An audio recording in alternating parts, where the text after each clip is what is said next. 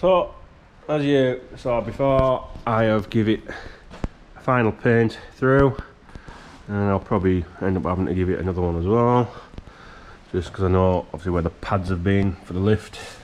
I haven't gone up in there, look, I missed that bit. And yeah, so I'll give it another once over once the chassis is actually in it, but it's about there. The chassis is about done. I can't, apart from I need to remake the tank strap because the other one rotted off. So yeah, not much. I've obviously bought a hose kit because the pipes weren't the best on it, and a little more expense. And the wiring, I've put the wiring down the chassis all around, even though not actually much of it that you use anymore, to be fair. That one obviously went to the compressor for the airbags. They were the sensors for the bottom arms, the rear arms for the airbags. I think we had a diesel filter wire, and there's another one there, another plug for something else. I have not a clue, don't need any of them anymore. Tank fuel pumps plugged in. I think she's not far off now, ready to get pushed back under. There's a few more bits on the front I might add to it. I know I've got some brand new steering lines, I might do them now. I'm not sure actually if it's easier to do them now or not. So another thing I found very handy is none of these bolts that you obviously stick your water pipes back on, power steering lines back on, and you know that. None of these holes have the nuts on the back. Obviously they did in the factory things. So another thing is buy yourself a nutsert tool, and then you can just so all I've done on all these is just put the nuts on the back of them, and it works really well. So another little tip for you, or something else that you'd might have to buy, because I have no idea how you'd actually get the nuts on the back. The only other thing you can buy is them almost like square nuts, isn't it, with the little clips that you sort of sit in, which I can think of. Can maybe use something like that, but a lot of these are round holes, so I'm not sure how you meant to do that either. So yeah, nutsert is definitely the better way to go. So this is the bit probably I've been dreading the most, is putting the body back on. I think, or I'm hoping everything's going to line up. I'm kind of at the last stage now where finding if things don't fit or not.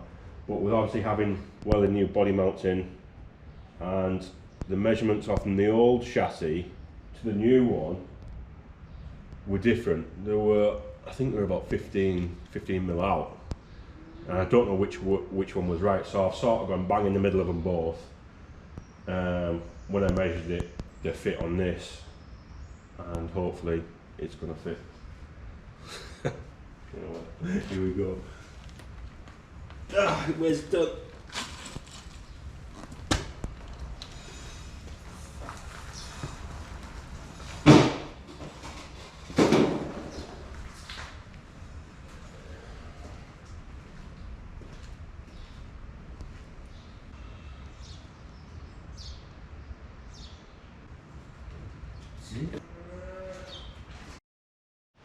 Right, I've stuck a few body mount bolts through it.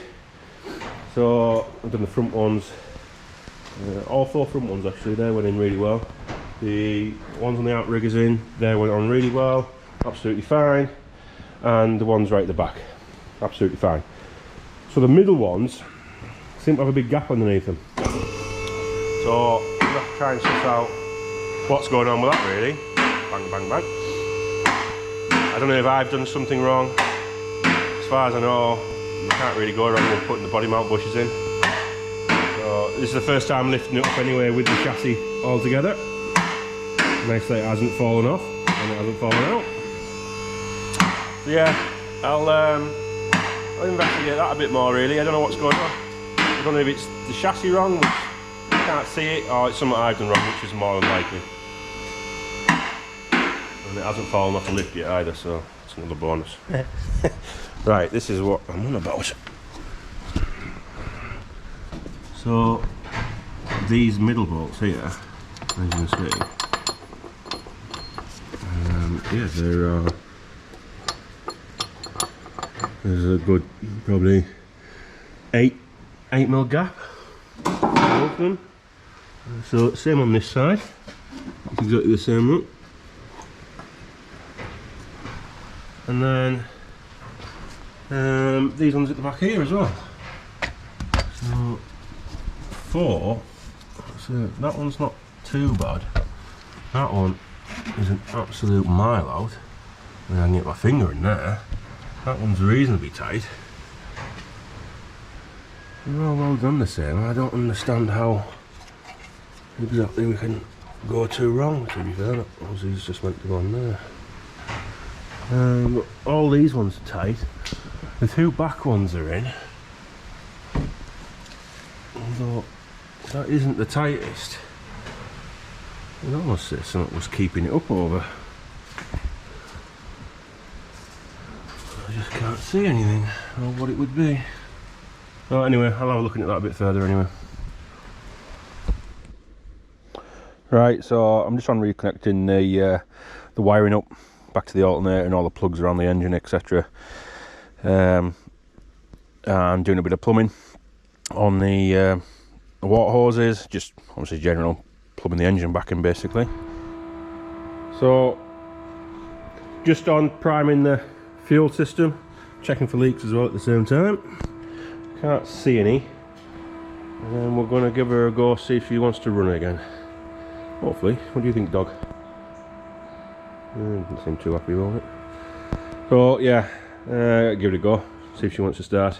It might not, well, it will do eventually one way or another, so fingers crossed. Right, she was being a bit of a nightmare at start, as you could tell. It took me, I thought it was just air in the system, because they have no diesel in, they take a while to get through, but it wasn't. It turns out I'd put a diesel pipe on the wrong way on the filter.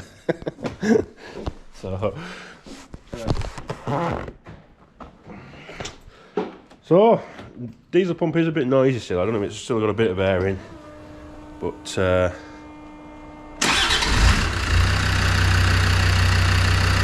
back. She's back. Now it's just the cosmetic stuff to put back. So hopefully it won't take me too long now. I think I've got a little tiny leak on the power steering pump. So on one of the pipes going in. So I don't know. I need to have a quick look at that. I had an absolute nightmare as well. I won't lie. I don't know if it's fault of my own or Brit part shit part, and that's kind of what I'm putting it down to, because everything I seem to have bought Brit part is just shit. So apart from an air filter, which seemed to be all right, I put the new crank seal in the back of the motor, and literally it wouldn't even start. It wasn't even running, and yet it was pissing oil out the back of it. So I had to take the gearbox, transfer box gearbox off, drop the sump, do all that stuff, and I went and bought a genuine one.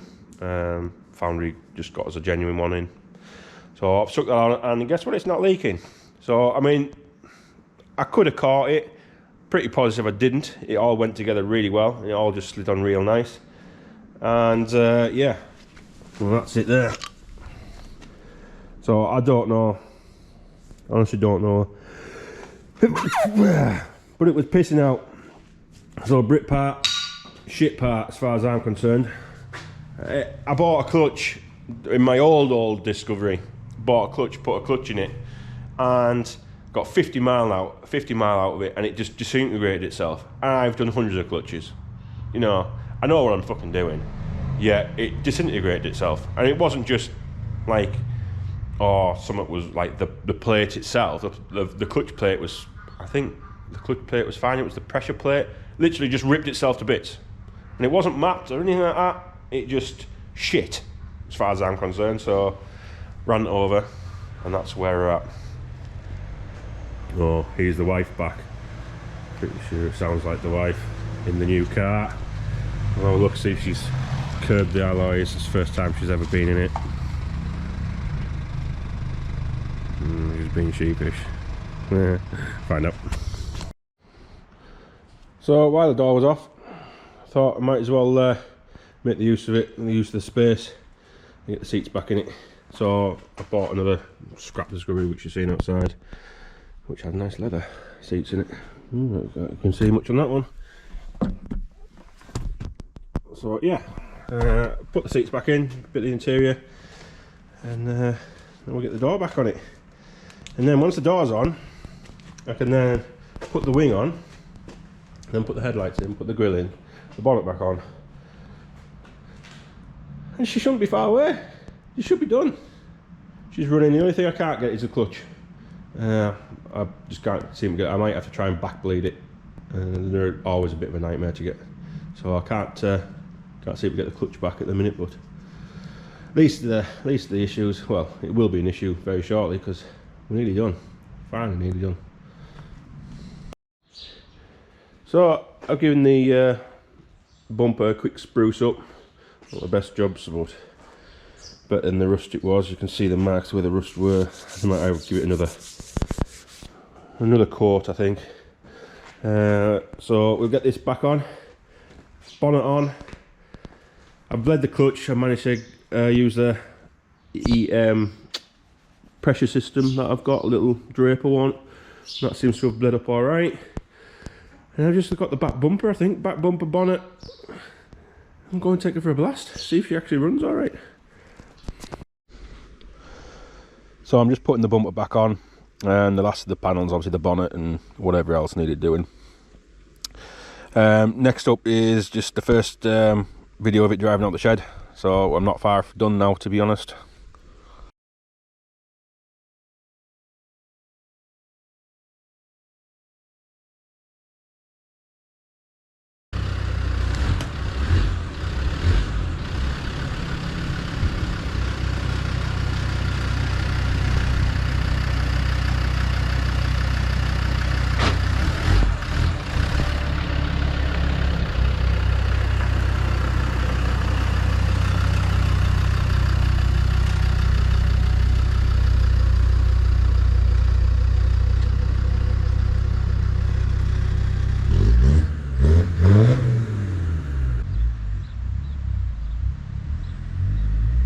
And there we have it. That's the first drive completed. Nipped it up and down the road. It went as well as it could have. Nothing majorly wrong. There's a few. The 3 Amigos are still on, even with new wheel bearings, so I'm going to need to have a quick look at that. And that's about it now. So I'll do another little video of how it's all going after a couple of weeks of having it on the road, and then I will do one with that same video. I'll also do with overall costs with it all, and the length and how long it's taken me, which I have mentioned before. But yeah, anyway, thank you very much for watching if you've made it this far, and I hope you see you in our next videos.